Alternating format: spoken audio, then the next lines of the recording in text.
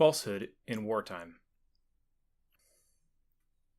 The object of this volume is not to cast fresh blame on authorities and individuals, nor is it to expose one nation more than another to accusations of deceit.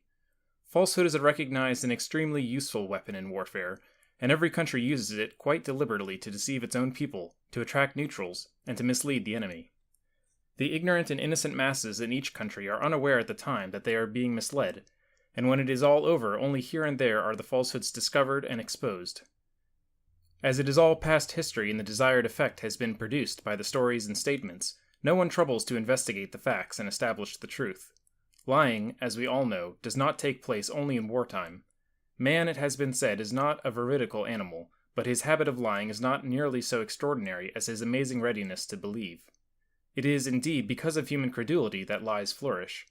But in wartime, the authoritative organization of lying is not sufficiently recognized. The deception of whole peoples is not a matter which can be lightly regarded.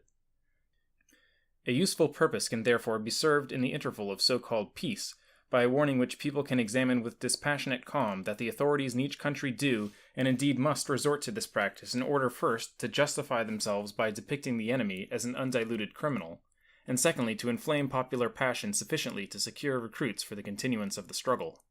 They cannot afford to tell the truth. In some cases, it must be admitted that at the moment they do not know what the truth is. The psychological factor in war is just as important as the military factor. The morale of civilians, as well as of soldiers, must be kept up to the mark.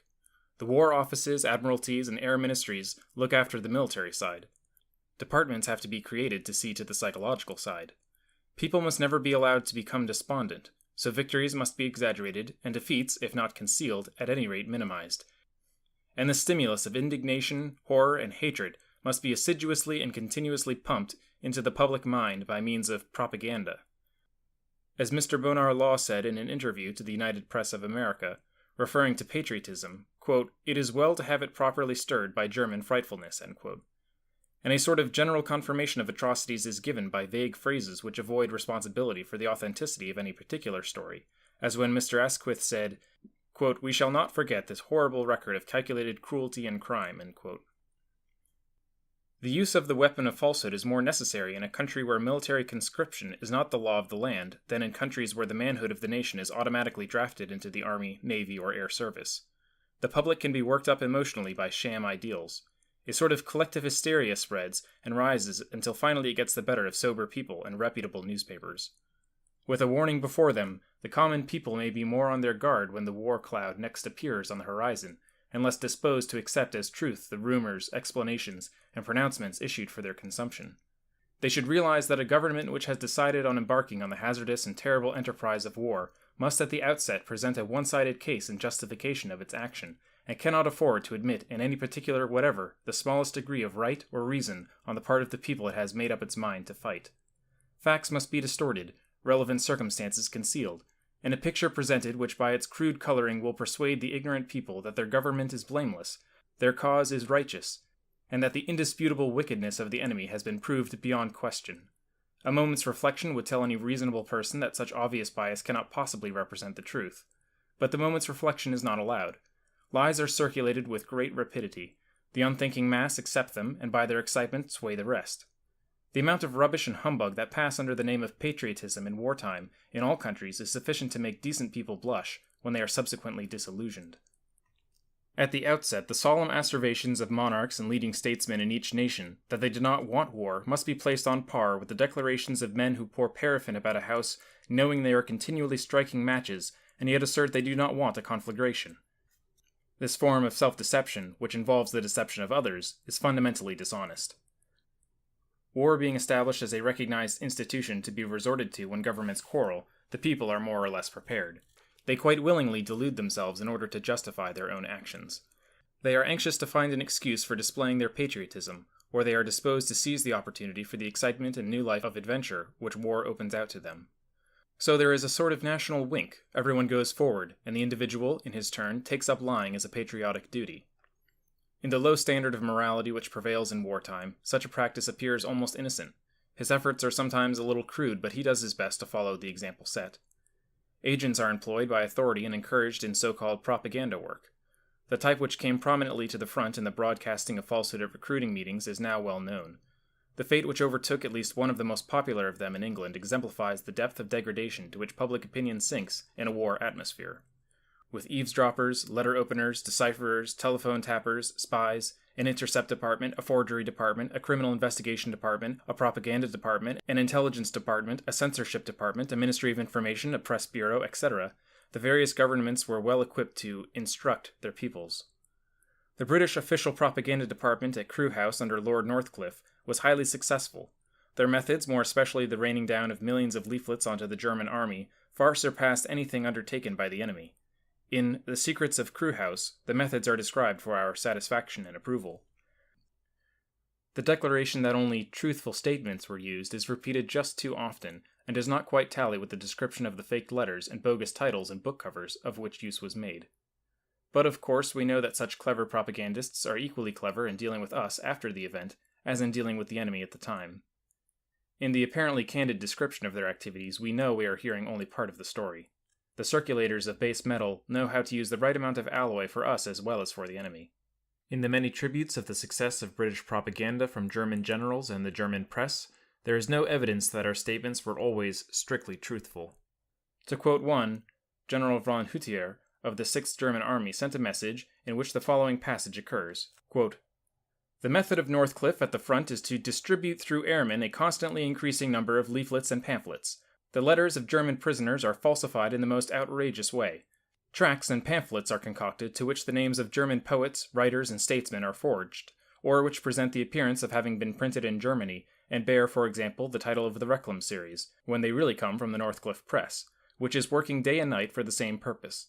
His thought and aim are that these forgeries, however obvious they may appear to the man who thinks twice, may suggest a doubt, even for a moment, in the minds of those who do not think for themselves, and that their confidence in their leaders, in their own strength, and in the inexhaustible resources of Germany may be shattered." End quote. The propaganda, to begin with, was founded on the shifting sand of the myth of Germany's sole responsibility. Later it became slightly confused owing to the inability of our statesmen to declare what our aims were, and towards the end it was fortified by descriptions of the magnificent, just, and righteous peace which was going to be established on lasting foundations. This unfortunately proved to be the greatest falsehood of all. In calm retrospect, we can appreciate better the disastrous effects of the poison of falsehood, whether officially, semi-officially, or privately manufactured. It has been rightly said that the injection of the poison of hatred into men's minds by means of falsehood is a greater evil in wartime than the actual loss of life. The defilement of the human soul is worse than the destruction of the human body. A fuller realization of this is essential. Another effect of the continual appearance of false and biased statement and the absorption of the lie atmosphere is that deeds of real valor, heroism, and physical endurance and genuine cases of inevitable torture and suffering are contaminated and desecrated. The wonderful comradeship of the battlefield becomes almost polluted. Lying tongues cannot speak of deeds of sacrifice to show their beauty or value. So it is that the praise bestowed on heroism by government and press always jars, more especially when, as is generally the case with the latter, it is accompanied by cheap and vulgar sentimentality. That is why one instinctively wishes the real heroes to remain unrecognized, so that their record may not be smirched by cynical tongues and pens so well versed in falsehood. When war reaches such dimensions as to involve the whole nation, and when the people at its conclusion find that they have gained nothing but only observed widespread calamity around them, they are inclined to become more skeptical and desire to investigate the foundations of the arguments which inspired their patriotism, inflamed their passions, and prepared them to offer the supreme sacrifice. They are curious to know why the ostensible objects for which they fought have none of them been attained, more especially if they are the victors. They are inclined to believe with Lord Fisher that the nation was fooled into the war. They begin to wonder whether it does not rest with them to make one saying true of which they heard so much, that it was a war to end war. When the generation that has known war is still alive, it is well that they should be given chapter and verse with regard to some of the best-known cries, catchwords, and exhortations by which they were so greatly influenced. As a warning, therefore, this collection is made. It constitutes only the exposure of a few samples. To cover the whole ground would be impossible. There must have been more deliberate lying in the world from 1914 to 1918 than in any other period of the world's history. There are several different sorts of disguises which falsehood can take. There is the deliberate official lie, issued either to delude the people at home or to mislead the enemy abroad. Of this several instances are given. As a Frenchman has said, "As long as the peoples are armed against each other, there will be lying statesmen, just as there will be cannons and machine guns. A circular was issued by the War Office inviting reports on war incidents from officers with regard to the enemy, and stating that strict accuracy was not essential so long as there was inherent probability. There is the deliberate lie concocted by an ingenious mind which may only reach a small circle, but which, if sufficiently graphic and picturesque, may be caught up and spread broadcast. And there is the hysterical hallucination on the part of weak-minded individuals. There is the lie heard and not denied, although lacking in evidence, and then repeated or allowed to circulate. There is the mistranslation, occasionally originating in a genuine mistake, but more often deliberate. 2 minor instances of this may be given. The Times, July 9, 1915. Jack F.G. If you are not in khaki by the 20th, I shall cut you dead. Ethel M. The Berlin correspondent of the Cologne Gazette transmitted this: If you are not in khaki by the 20th, I will hack you to death. During the blockade of Germany, it was suggested that the diseases from which children suffered had been called Die Englische Krankheit, as a permanent reflection on English inhumanity. As a matter of fact, Die Englische Krankheit is, and always has been, the common German name for rickets. There is the general obsession, started by rumor and magnified by repetition and elaborated by hysteria, which at last gains general acceptance. There is the deliberate forgery, which has to be very carefully manufactured, but serves its purpose at the moment, even though it be eventually exposed. There is the omission of passages from official documents, of which only a few of the many instances are given, and the correctness of words and commas in parliamentary answers which conceal evasions of the truth. There is deliberate exaggeration, such, for instance, as the reports of the destruction of Louvain. Quote, the intellectual metropolis of the Low Countries since the 15th century is now no more than a heap of ashes, end quote. Press Bureau, August 29, 1914. Quote, Louvain has ceased to exist, end quote. The Times, August 29, 1914. As a matter of fact, it was estimated that about an eighth of the town had suffered.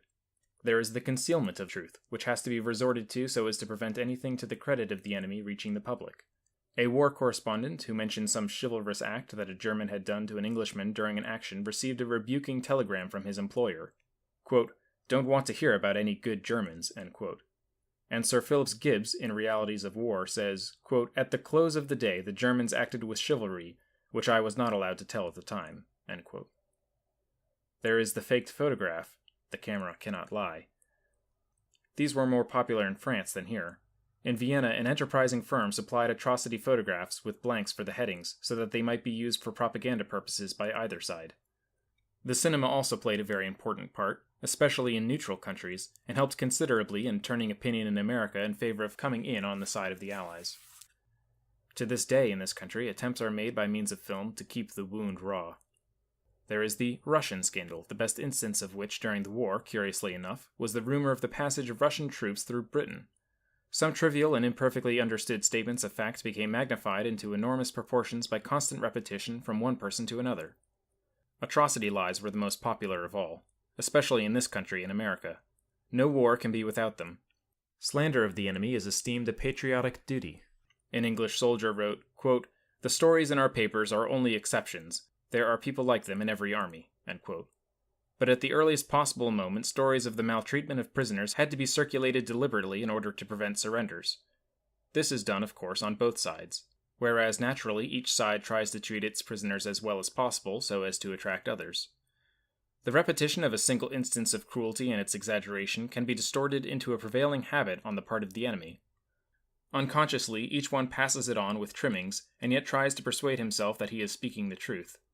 There are lies emanating from the inherent unreliability and fallibility of human testimony. No two people can relate the occurrence of a street accident so as to make the two stories tally. When bias and emotion are introduced, human testimony becomes quite valueless. In wartime, such testimony is accepted as conclusive. The scrappiest and most unreliable evidence is sufficient. The friend of the brother of a man who was killed, or, as a German investigator of his own liars puts it, somebody who had seen it, or an extremely respectable old woman. There is pure romance. Letters of soldiers who whiled away the days and weeks of intolerable waiting by writing home sometimes contain thrilling descriptions of engagements and adventures which had never occurred. There are evasions, concealments, and half-truths which are more subtly misleading and gradually become a governmental habit. There is official secrecy which must necessarily mislead public opinion. For instance, a popular English author, who was perhaps better informed than the majority of the public, wrote a letter to an American author which was reproduced in the press on May 21, 1918, stating, There are no secret treaties of any kind in which this country is concerned. It has been publicly and clearly stated more than once by our foreign minister, and apart from honor, it would be political suicide for any British official to make a false statement of the kind. Yet a series of treaties existed. It is only fair to say that the author, not the Foreign Secretary, is the liar here. Nevertheless, the official pamphlet, The Truth About the Secret Treaties, compiled by Mr. McCurdy, was published with a number of unacknowledged excisions, and both Lord Robert Cecil in 1917 and Mr. Lloyd George in 1918 declared, the latter to a deputation from the Trade Union Congress, that our policy was not directed to the disruption of Austro-Hungary, although they both knew that under the secret treaty concluded with Italy in April 1915, portions of Austria-Hungary were to be handed over to Italy, and she was to be cut off from the sea. Secret treaties naturally involve constant denials of the truth. There is sham official indignation depending on genuine popular indignation, which is a form of falsehood sometimes resorted to in an unguarded moment and subsequently regretted. The first use of gas by the Germans and the submarine warfare are good instances of this. Contempt for the enemy, if illustrated, can prove to be an unwise form of falsehood. There was a time when German soldiers were popularly represented cringing, with their arms in the air and crying, "Kamerad," until it occurred to press and propaganda authorities that people were asking why, if this was the sort of material we were fighting against, had we not wiped them off the field in a few weeks. There are personal accusations and false charges made in a prejudiced war atmosphere to discredit persons who refuse to adopt the orthodox attitude towards war.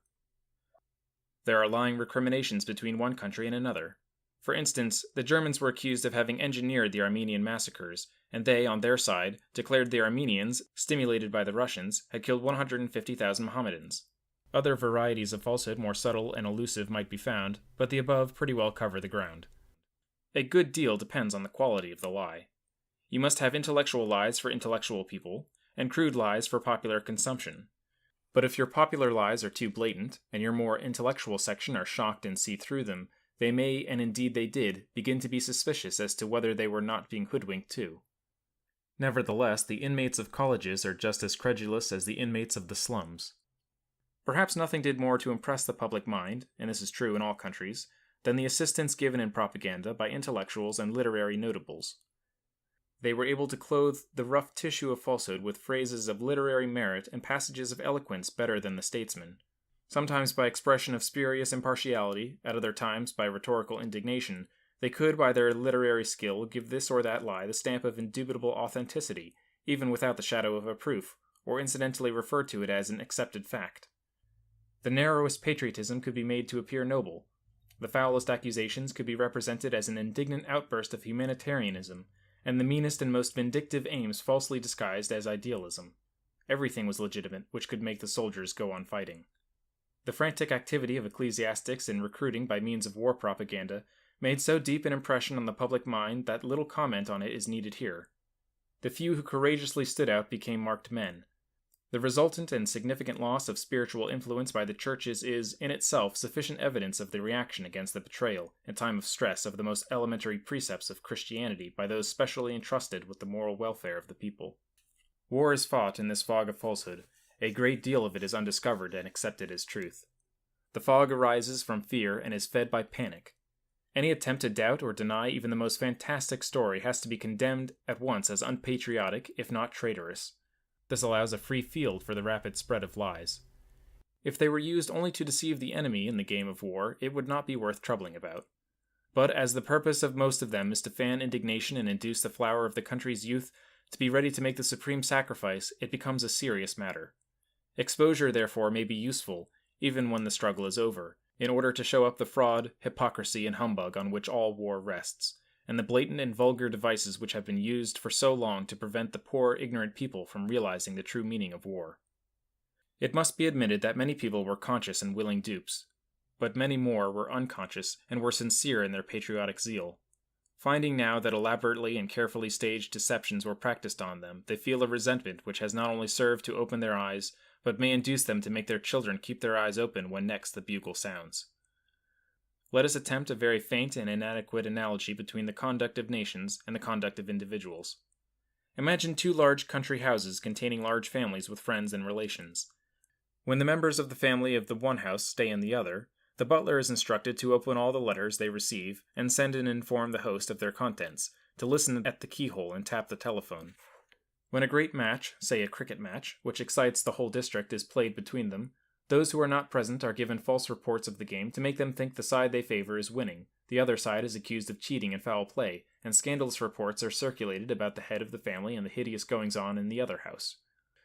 All this, of course, is very mild, and there would be no specially dire consequences if people were to behave in such an inconceivably caddish, low, and underhand way, except that they would at once be expelled from decent society. But between nations, where the consequences are vital, where the destiny of countries and provinces hangs in the balance, the lives and fortunes of millions are affected and civilization itself is menaced, the most upright men honestly believe that there is no depth of duplicity to which they may not legitimately stoop. They have got to do it. The thing cannot go on without the help of lies. This is no plea that lies should not be used in wartime, but a demonstration of how lies must be used in wartime. If the truth were told from the outset, there would be no reason and no will for war.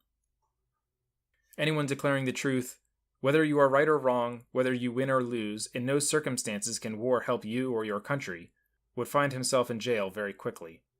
In wartime, failure to lie is negligence, the doubting of a lie a misdemeanor, the declaration of the truth a crime. In future wars, we have now to look forward to a new and far more efficient instrument of propaganda, the government control of broadcasting. Whereas, therefore, in the past we have used the word broadcast symbolically as meaning the efforts of the press and individual reporters, in future we must use the word literally, since falsehood can now be circulated universally, scientifically, and authoritatively. Many of the samples given in the assortment are international, but some are exclusively British, as those are more easily found and investigated. And after all, we are more concerned with our own government and press methods and our own national honor than with the duplicity of other governments. Lies told in other countries are also dealt with in cases where it has been possible to collect sufficient data. Without special investigation on the spot, the career of particular lies cannot be fully set out.